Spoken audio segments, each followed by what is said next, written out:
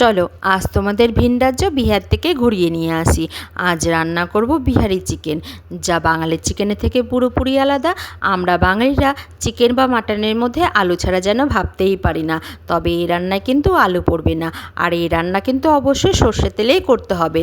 প্রথমে সর্ষের তেল গরম করে নিয়ে গোটা মশলা ফোড়ন দিয়ে নিব। গোটা মশলার মধ্যে নিয়েছি গোটা জিরে, গোটা গোলমরিচ, এলাচ, দারচিনি, তেজপাতা আর শুকনো লঙ্কা। ফোড়ন থেকে সুন্দর গন্ধ বেরোলে দিয়ে দেবো পেঁয়াজ কুচি আর কাঁচা লঙ্কা কুচি।